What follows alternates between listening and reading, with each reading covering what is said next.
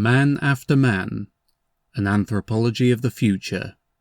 Written by Dougal Dixon, with illustrations by Philip Hood. 2,000 years hence, Rum, the forest dweller. Still it becomes colder. This is obvious even to a being of such dim perception as Rum.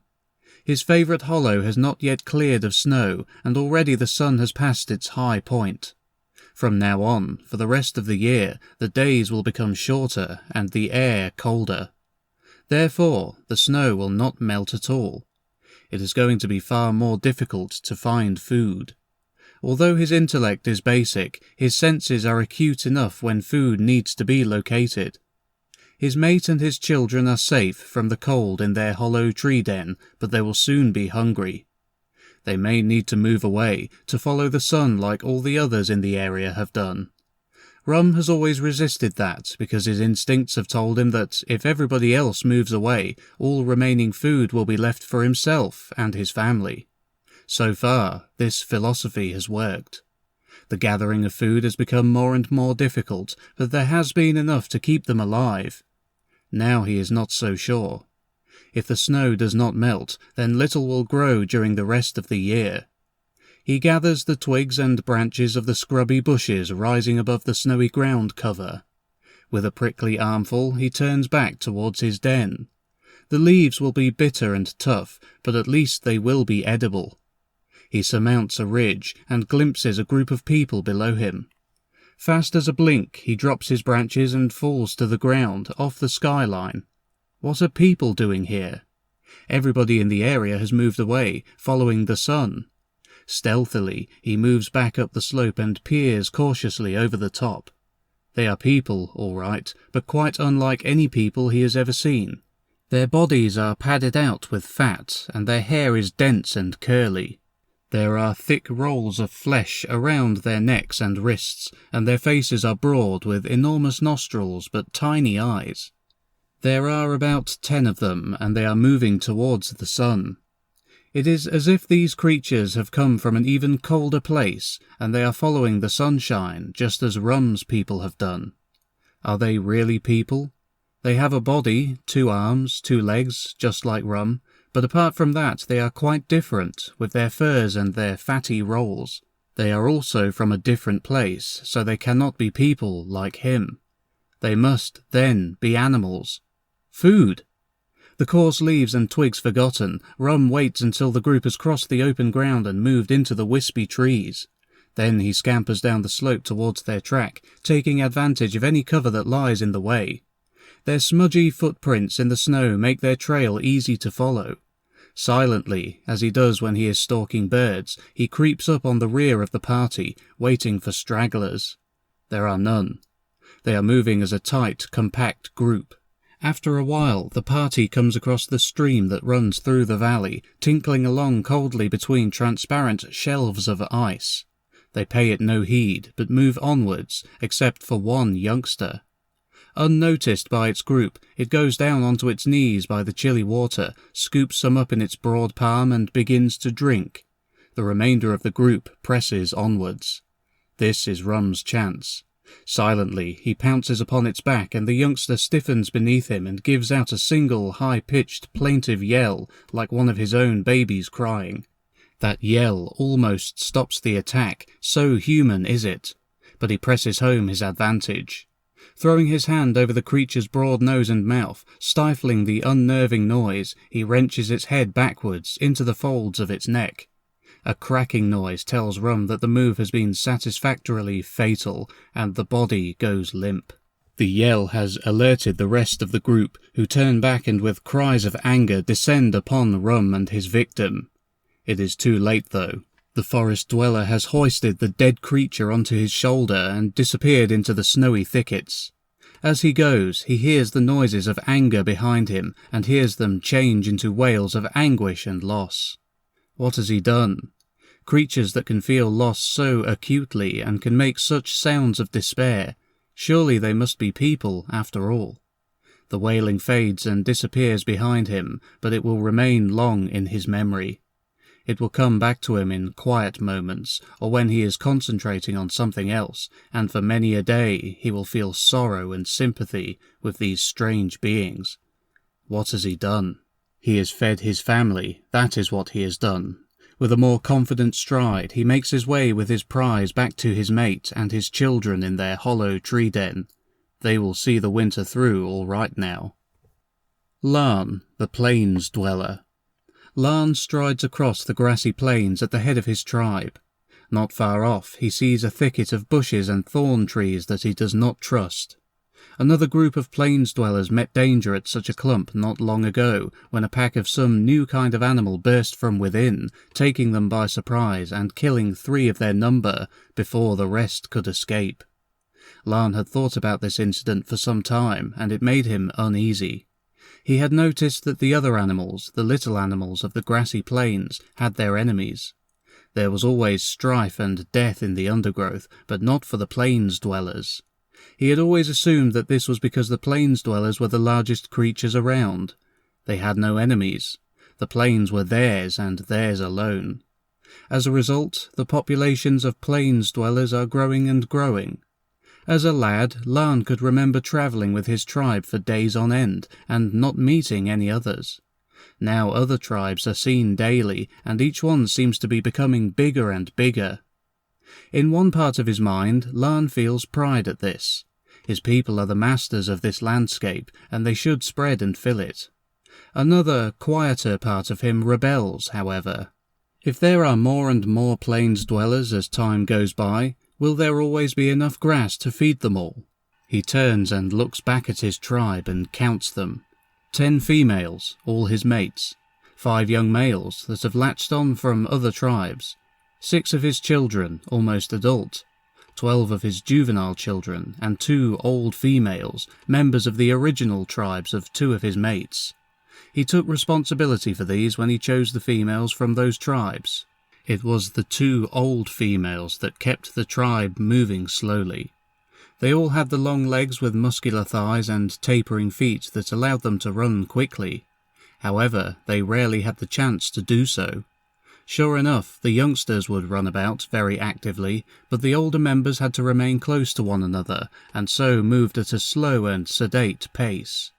It was so long since Larn had run that he thought he might have forgotten how, not that there was any real need for speed. The children enjoy it though, he muses as he watches them scamper and gambol through the long yellow grasses of the open plain. Suddenly there is a hideous howling and baying noise from the suspicious thicket.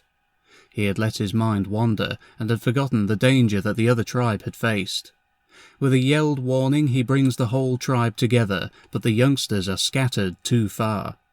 A crashing noise issues from the thicket, and about 10 indistinct forms burst out and streak through the grass. One of his children is brought down with a crash and a flurry of dust and broken plant stems. Without thinking, for the moment, of his loss and grief, he runs about, rounding up the others, trying to get them to crowd together, instinctively knowing that a large group is stronger. He is dimly aware that the others are doing their best as well. The young males have rushed together in defence of the younger females and the juveniles. They stand shoulder to shoulder, while the others sprint into the distance. Then he comes across a horrible sight. One of the old females lies dead, her throat torn. Over her stands a hideous and misshapen, yet strangely familiar figure. It is almost like a plains dweller, but it does not have the long legs, its belly is not so round, and its teeth are not so massive. These must be the strange new creatures that have moved onto the plains. It is staring at him, the female's blood dribbling down its chin. Its eyes are grey and steady, it bares its teeth, and then it pounces. As a reflex, Larn brings down the cutting edge of his left hand, thrusting it into the soft flesh of the creature's neck, killing it instantly. So they are not invulnerable, Larn thinks with triumph. We can kill them. Then another dark shape crashes into his back, sinking its teeth into his neck, and as he falls into the dust he realizes his mistake. He should have run, like the young females. These creatures have cunning and hunting skill, but they do not have speed. If plains dwellers are to continue to be the masters of the plains, they must learn to keep clear of these monsters. Speed is going to be their saving, but it is too late for him. Coomb's new friend. The tide seems to be going out further these days. Coomb is only a young lad, but he is sure that he can remember when the water came right up to the cliffs. Yes, sure enough, there is still a line of whitened tree trunks and bleached sticks, the remains of debris brought up by the waves long ago. His father is much older than he is, and can probably remember when the sea came right up to the foot of the cliff all the time. He might even remember it washing to the top of those austere stone faces. Now the water is well out, leaving pools and puddles amongst the slippery, weed-covered rock. It will return before the day is out, but it will not come anywhere near the cliffs. Coomb thinks that it probably never will again. He drops to all fours by the nearest of the rock pools. The empty, woven reed bag flops onto the cold rocks beside him. Nothing much in the water here. Further down, towards the edge of the sea, the pools will be more alive. Here he has to be careful. The rocks are wet, weed-coated and slippery, and they are very cold beneath his feet. Now the cracks in the rocks are full of winkles. Limpets lie flat and immobile against the wet algae-clad stone, and crabs scuttle and hide in the clear waters of the pool. With his long fingers, Coomb pulls the shelly creatures away from their rocks and dips into the cold waters for the crabs and sea anemones. It is meagre fare, and even when his bag is full, it will not give very much nourishment to his family. He straightens up and looks back towards the cliff. There, in one of the caves along the foot, live his parents and his 3 brothers and sisters. It is a good thing, he thinks, that the sea does not come up to the cliffs any more. He and his family would be washed away. He is far enough down the beach now to see the mountains rising beyond the cliff. They are white and have been for some time. He can remember, when he was very, very little, that sometimes they were green and purple. It is snow and ice that covers them, he knows that. Even the rocks and the cliff are covered in snow and ice now and again. Then a sudden thought strikes him.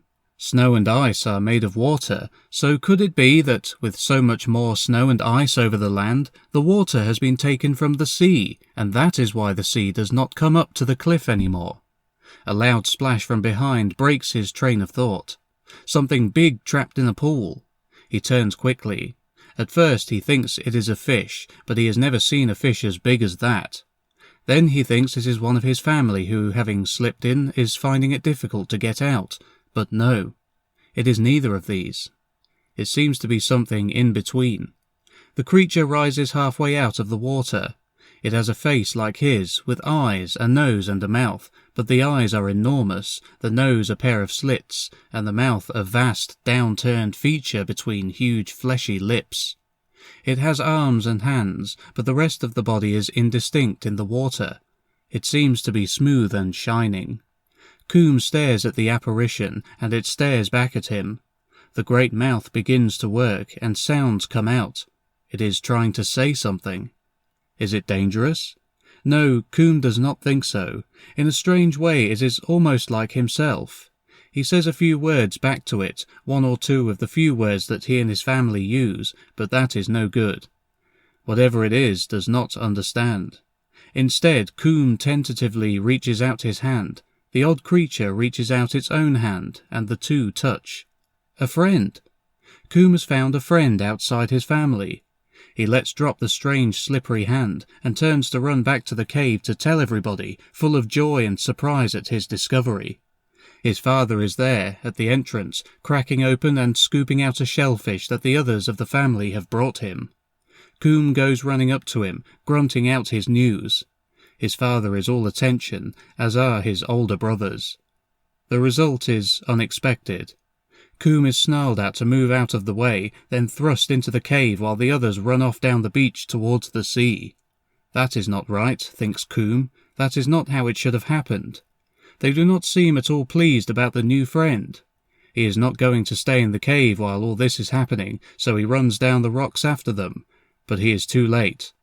Already his father and his brothers are throwing rocks and bleached sticks at the new friend and shouting the most hideous threats. The strange creature, in panic, has pulled itself out of its rock pool and is wriggling its way across the clammy weed and cold rocks towards the waves in blind terror, bleating out strange sounds as it goes. Coomb stops. He does not want to be any closer and see in more detail. He can imagine the wheals and bruises on the glossy body, the blood from the fresh cuts, the look of anguish and pain on the outlandish face. He can only hope that the strange being reaches the water before his father and his brothers.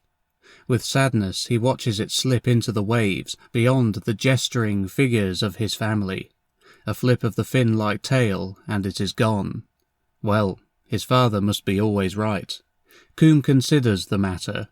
He must have done wrong to try to befriend it in the first place. It is obvious that his people, the people of the land, and the creatures of the sea, will never be anything but enemies. Yerock and the Tool. They are not going to be able to stay much longer. Old Yerock knows that the tribe is finished in this area. They will move on somewhere else, probably to a place owned by another tribe, and where the tool is of no use at all. He looks down at the clay model inside his shelter. It has taken him all his life to build, and now that life is almost finished, it is becoming useless as well. The boxes, holes, and chambers are an accurate reproduction of what has been found beneath the gravel and sand across the plain, but soon the whole thing, original and model, will be engulfed. Every year the waters change.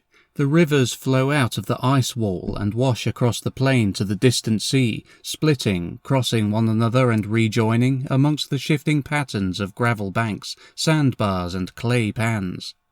They change their courses continually. This has always happened. The tribe is accustomed to it. Now, however, the ice wall is creeping out so far it is spreading over the plain itself. Beneath the gravel, the sand and the clay lies the mystery. It was built by people a long time ago, and it was built to live in. Yerock can tell that by the pictures that he has found in it. Then it was destroyed by the sea, which he can tell by the layers of sand and mud that fills the rooms, chambers and passages, and the old seashells that cluster on the crumbling walls and the red, powdery metalwork. Other people lived there afterwards, once the sea had retreated again, probably digging into it like his own tribe does. He can tell this by the skeletons piled in the mud layers above, that have been shifted every time they dig downwards with the tool. The skeletons are of people, but of people quite unlike those of his tribe. His own people have longer arms and longer fingers and toes, as though they were designed to climb on things, rocks or even trees. Their teeth are bigger, as though they were meant to chew harder foods.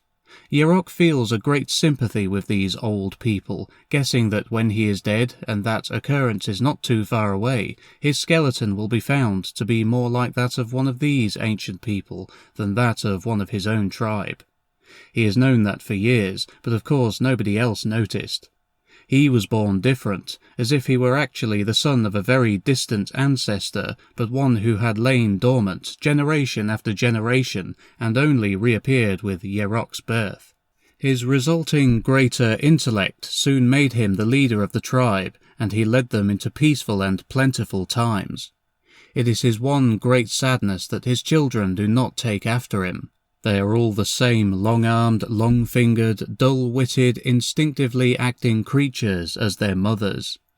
He has always known that there were riches to be found in the old dwelling-places buried beneath the gravels of the plain. He built the tool, and used it to dig into the sediments to find them. Now all the tribes within marching distance have drinking bowls, clothing and footwear, extracted from this plain by his tribe and traded for food.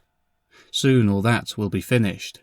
The ice has been encroaching on the plain for as long as he can remember. In the gloom of his shelter he leans on his digging tool and looks down at the meticulously crafted clay model of the layout of the ancient dwellings, the model he uses to determine which part of the area the tribe should dig in next. Some of the places are gone already, those to one side have now been buried by the ice. The ice surge this coming winter will probably cover and obliterate the mystery forever. Not only that, but the tribe is drifting apart. His two eldest sons, Heorot and Gulther, detest one another, both wanting to lead the tribe once he is gone. No amount of training will persuade them that it will be in the interest of all if they compromise. His death will be a sad blow for the tribe and for all the other tribes in the area that benefited from the trading. His death comes so suddenly that he has no time to recognize its approach. Heorot, silently behind him, brings down a rounded boulder from the gravel banks upon his head and instantly obliterates the one force that has lifted the tribe out of the surrounding savagery. The body that once held the last spark of civilization, a throwback to a sophistication that once was, falls limply into the clay plan of the ancient city, crushing the delicate walls and collapsing the whole intricate network. With a cry of triumph, Heorot grabs up the tool. With this symbol, he is now the master. A shadow appears in the doorway of the shelter. It is Heorot's brother, Gulther. Despite the slowness of his mind, he sees instantly what has happened and growls out a challenge.